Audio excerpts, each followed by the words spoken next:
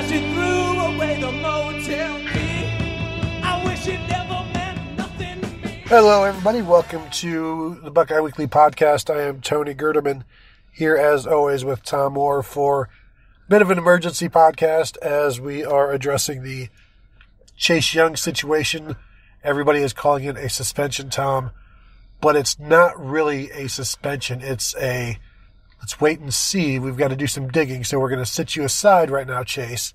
You can't play this game while we figure out exactly whether or not what you said you've done is an NCAA violation. It's not a suspension. It looks functionally exactly like a suspension. Technically, they're not calling it a suspension. So, yeah, this, from all indications, is a precautionary thing from Ohio State to prevent them from getting in a situation where if NCAA violations are uncovered and they knew about it and they allowed him to play anyway, then they would have allowed him to play knowingly with NCAA violations. And then you lose that game. And then you forfeit that game. Whether any of this should actually be an NCAA violation is a conversation we can have a little later on in the podcast. But yeah. Here's a statement from Ohio State. Ohio State's Chase Young will not play in this Saturday's game between the Buckeyes and the Maryland Terrapins due to a possible NCAA issue from 2018 that the Department of Athletics is looking into. So they're saying exactly what we told you. This is not a suspension. This may turn into a suspension if they find out. But maybe if Chase Young already tweeted out that he took money for do you have that? I'm pulling it up right now. Yeah. So I guess it depends on how much, proof that you paid it all back. And so there's going to be some paperwork that needs to be done or proven before they can get him back on the field comfortably. And then the NCAA also has to, give their okay as well. Right. And this is one of these areas where the NCAA has rules and it's all laid out in such a way that, yeah, it should be pretty straightforward. It seems like it's yep, these are the rules and this is it. And there's not, there's not a lot of gray area, but I think there's a lot of gray area here. In terms of, okay, according to what Chase Young wrote, it was a family friend that he knew from before he came to Ohio State.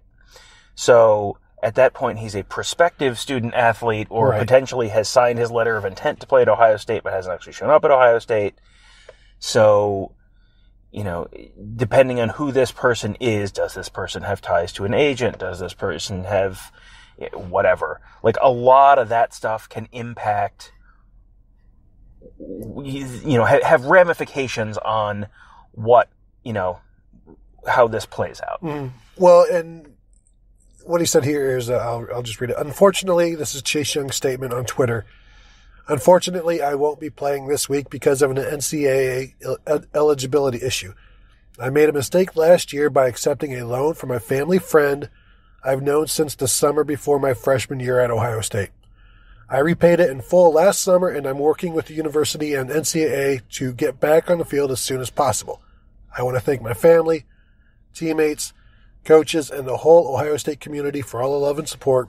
God bless, and go Bucks.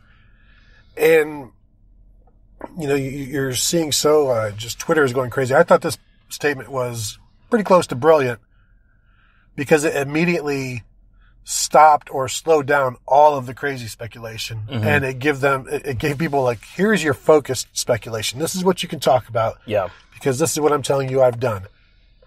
And the fact that he put this out there, Ohio State, I'm assuming, I'm going to 100% assumingly guarantee you that they were good with this statement. And so when they are okay with it, it means they have information as well. They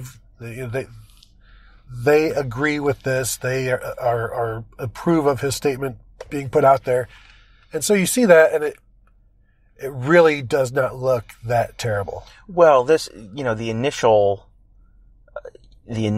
reaction to this was that the world was ending and that, he was absolutely done forever and, Christmas was canceled and, the more that has come out, the more it sounds like it might just be a game or two. The amount of money in question is one of the pieces of information we don't know now, and that is something that can change the magnitude of the punishment from the NCAA. Bruce Feldman tweeted, speaking to an NCAA compliance expert on the Chase Young situation, quote, "If it is a loan he repaid and can prove it, 1 game suspension might be enough." And then Tim Nevius, who was a former NCAA compliance person who now, I think, works as an attorney for people who are, dealing with NCAA issues. I believe, I don't know this for a fact, but I believe he's representing Chase Young in this case. It says Chase took a small loan from a close family friend last year to cover basic life expenses. Loan was repaid months ago and we're working to restore his eligibility. Unfair and outdated NCAA rules punish athletes for making ends meet while enriching everyone else. And, the fact that Chase Young's statement referenced the family friend when the loan happened, the fact that it had already been repaid, obviously that was something he and that attorney probably worked on. It probably went through Ohio State. I mean, and, there's always this immediate reaction that Ohio State is mishandling these situations. And Ohio State's PR, especially at the university level, not necessarily the athletic department level, but the university level, on a couple issues recently has not been great. This one, Ohio State got out in front of it, had a statement immediately that addressed what they could address. Chase Young gets out there a little bit later, addresses what he can address, like you talked about, sort of reshape the narrative and guided the narrative on this to the facts as he wants to present them, and that's how you handle this. I go back to the whole Tatgate thing when almost the national voice at that time wanted Ohio State shut down, and that you're back then you always wanted, or people always wanted their pound of flesh, and then more and more and more. And then I think things kind of turned with like the Nevin Shapiro thing at Miami, where people then started to be on the side of the players. And now, if you look at Twitter and social media, like the only people who are like against Chase Young in this right now are Michigan fans. And Penn State fans. Yes, and Penn State fans. But like the national people, the national pundits, national college football people, national sports people. I haven't watched any TV yet today, so I don't know what that stuff is going on. I don't know what Paul Feinbaum said. I don't really care. That just means you're having a good day. Yes, go on. But just, seeing my Twitter timeline, it's universally, other than the two areas you've mentioned, the two planetoids you've mentioned, like they're all calling out the ridiculousness of this, and and as you tweeted, the name, image, and likeness stuff that is coming down the line would make this kind of thing pointless. Right. You wouldn't have this situation because you wouldn't need to if we're to believe it was a small loan to take care of life expenses or whatever, because that's what that name, image, and likeness stuff is for. And as we've mentioned before, it would also help their families. A lot of stipends that players get go back home. Just go back to the families to help those ends get met, because on campus, all of your ends are met by, the university for you almost. And so when you can send, when there's more money, or just even an extra $1,000 a month can change a lot. And if that's all we're talking about here, I mean, and then you have people in my mention saying, how can, if he needed a loan, how could he pay it back so quickly? And these people they never lived check to check, where I need $500 right now, but I get paid on Friday. And it's Monday. I can pay you back on Friday. I mean, that's normal. I mean, these things happen, and sometimes people's parents have jobs. That's another thing I said on Twitter. That's a thing that happens. Grown-ups have jobs sometimes where they're allowed to get paid because the NCAA doesn't prevent them from getting paid. And you see players with, maybe like a 2017 nice new car, and you're like, oh, that's got to be a booster. It's like, or it's a parent or parents who, instead of having to fork over, $600, $700, $800 a month for school, can fork over $300-$400 a month for their kid's car. Well, I mean, the stipends that college players get are substantially more than $300 a month. So, I mean, that's... And because I don't even know what it is at this point. I think at one point you would get like $1,100 a month if you lived off campus for housing.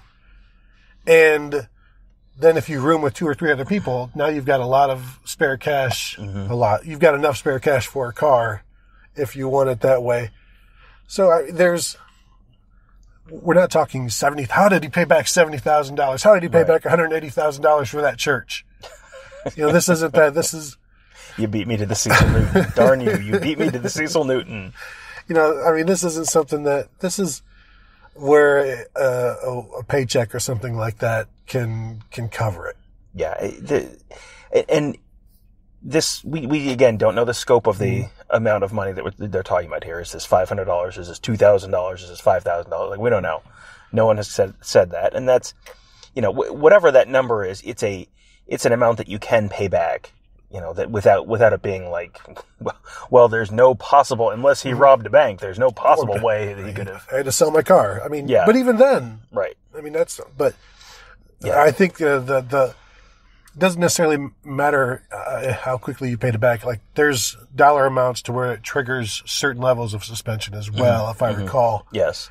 Like Troy Smith was like $500 for his suspension. Yes, it was $500 for Troy Smith. Yeah. And I think you want to go back to what the narrative was around that. Like, go back and rewatch that Alamo Bowl and what the narrative was about the lawless Wild West at Ohio State because Troy Smith got $500 from a booster. Mike Tirico, I think that was maybe one of the yeah, he was.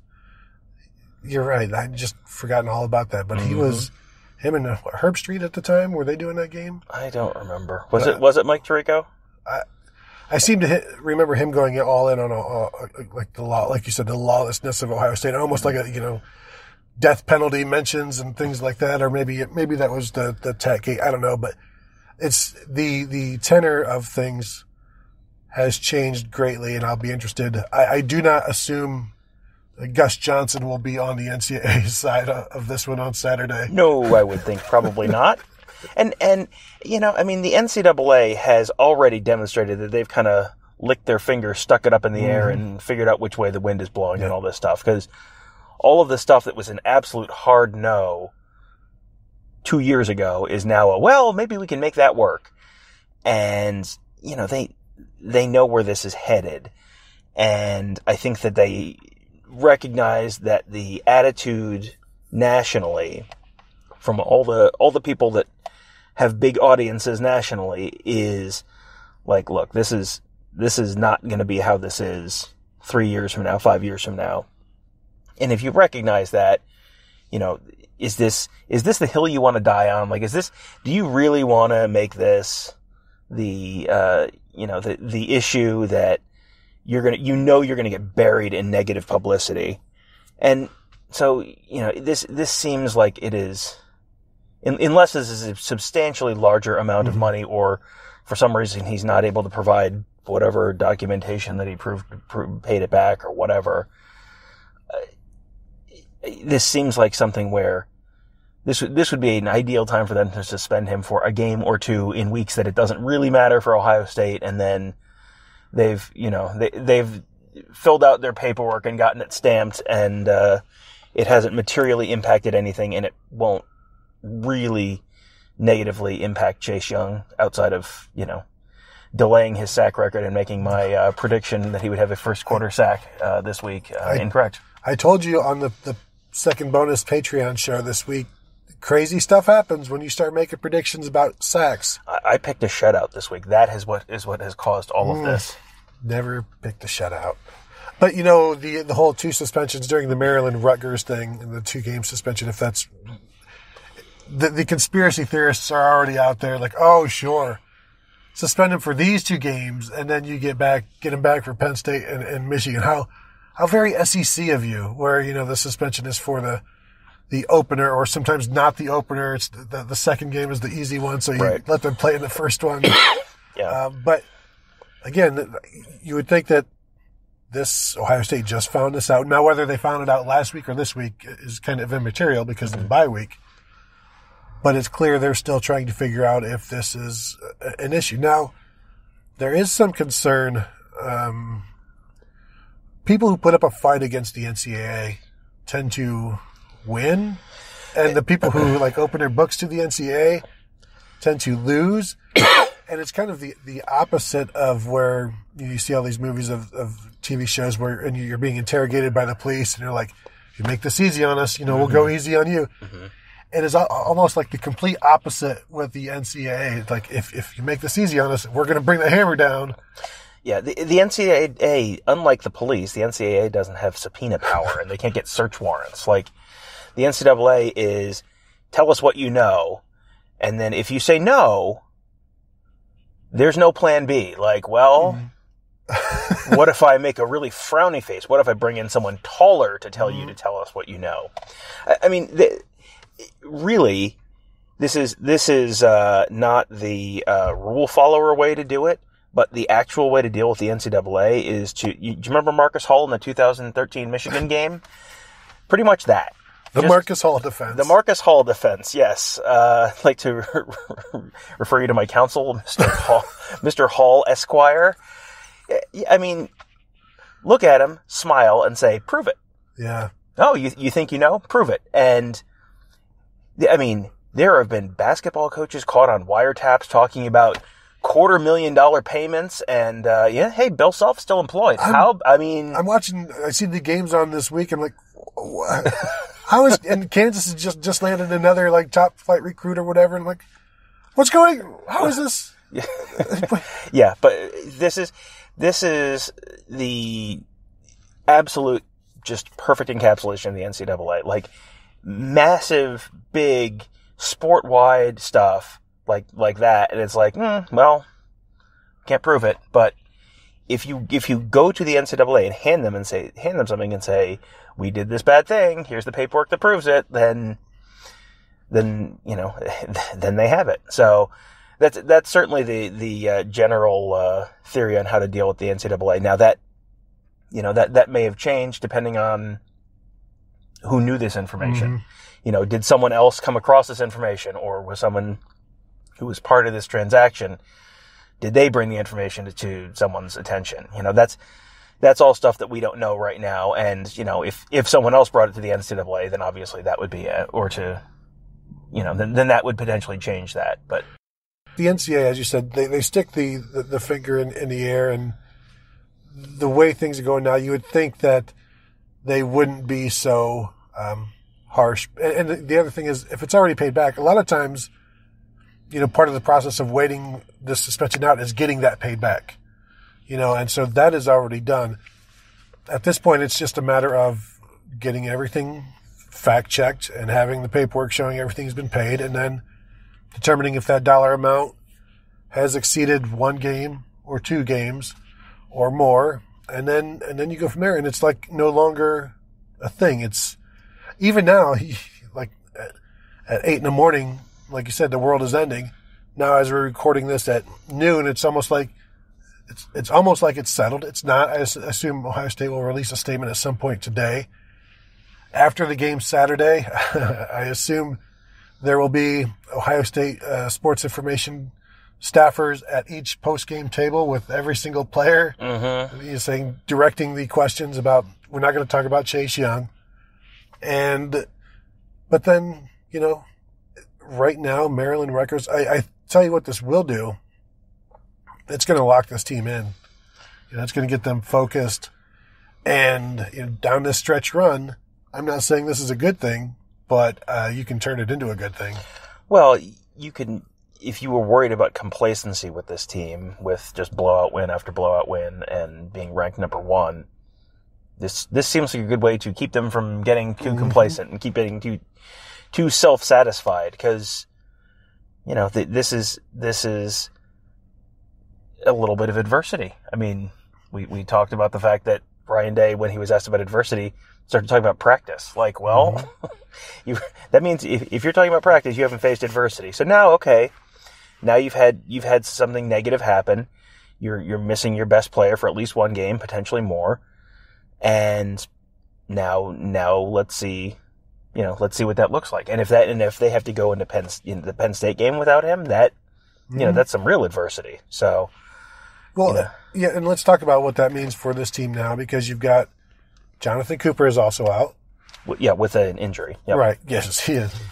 Just to clear that up, yeah, I wrote just the headline for the availability report was that Jonathan Cooper and Chase Young were both unavailable for the game, and someone texted me, "Hey, that headline's kind of misleading." It's like, no, it's not. You just sort of misinterpreted it. But so now, Tyler Friday is back. Tyreek Smith, Ryan Day talked him up this week. I think Thursday or Wednesday or Thursday, Tuesday or Thursday, saying that he's as healthy as he's been and he expects him to close very well this season. And maybe we should have known right then that something was up, because he was very, very he was praiseworthy of Tyreek Smith. But you've got those two. You've got Zach Harrison. You've got Javante Jean-Baptiste. And like those four they'll have to suffice for the next week at least. But again, they've been getting reps all season long. And Ryan Day has talked about building that depth through all of these blowouts, and there's been ample opportunity. This is not like last year where there weren't as many blowouts as you wanted to get more players on the field. Like we never got to see like Tate Martell. When's he going to get some opportunity? Everybody's been getting opportunities. So, we've seen both of those guys, Jean-Baptiste and Zach Harrison, out there in the first quarter. It's no big thing anymore. Tyler Friday and Tyreek Smith have both started this season. So now the only difference for them is they won't be playing opposite Chase Young, and they'll be getting more snaps. And now they have to step it up. Yeah, I mean, it's kind of amazing that Ohio State can be missing both of its starting defensive ends, including one guy who's been good enough that he's in the Heisman talk as a defensive player. And it's like, well, they still have substantially above average Big Ten defensive ends that they can go too deep with. Of those guys, I wrote something about that this morning, just, who was going to have to step up now. It was interesting. Jean-Baptiste has more tackles than any of the other guys. I would not have guessed that. He had 14 tackles this year. Zach Harrison had 10, and Friday and Smith both had 5. And, those guys have both been out with some injuries, but, they started the year ahead of the younger guys on the depth chart, and the younger guys have had pretty solid production when they've been out there. Yep, and they're all obviously talented and young sophomores and redshirt freshmen and a true freshman. So this is your defensive line next year, your defensive ends next year as well. So unless Chase Young comes back. That is true. I was thinking he has played too many games to redshirt as well. So it's a tough break. That's a tough break. In terms of Chase Young's Heisman candidacy, Tua Tagovailoa didn't play last week, and he has not taken a hit. That was an injury though. So a possible missing a game for a non-injury would kind of impact you negatively in terms of the Heisman race. But really, what Chase Young does against Penn State and Michigan, if he is out there, is going to dictate whether or not he makes it to New York, even missing this game and maybe even missing Rutgers. I don't know, maybe 2 games would be too much, but I don't really think people are so concerned about that right now. Yeah, I mean, the stuff that seemed like a big deal 12 hours ago probably seems like less of a big deal now. And winning the Heisman as a defensive player requires all of the planets to be in exactly the right alignment, and just this one little thing may prevent him from doing that this year now, but we'll see. That and if he comes out and has 4 sacks against Penn State, then the conversation starts again, and I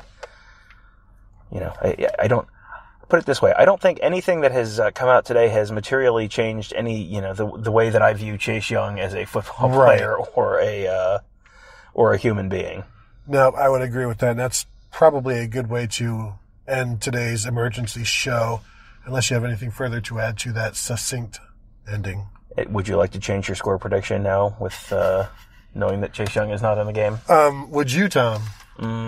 You went with 45-0? I went with 45-0. 45-6. So 2 field goals or a touchdown and a missed 2-point conversion to make it 45-8. Like Loxley really wanted that. Loxley really wanted to get it. Yeah. Have they pulled the line down? I have not seen. Have they pulled the game off the books? I have not seen an updated point But spread. you know what? It was at 45, then all of a sudden it was down to 42.5 over the course of a few days. I don't think that's all of a sudden, but I'm going to stick with 52-7. Although, you know what? I was coming over here to do this. I'm thinking, man, this defense is going to be locked in. They're going to want this shutout for Chase Young. And then I was like, but also you kind of need Chase Young for a shutout. That's the snag right there. I'm staying with 45-0. All right. Stick with it. Tom's all in. I'm going to stick with 52-7. Because right now, if Tom's going to stick to his guns, I have to stick to mine. And hopefully Ohio State gives up a touchdown and I can rub it in your stupid face. The eternal wish. That's all you want for Christmas is Ohio State to give up a touchdown to Maryland. All right, so that will do it. We thank you guys for listening. And if all goes well with this, will be the only emergency podcast we ever have to do. At least this week. Talk to you guys later.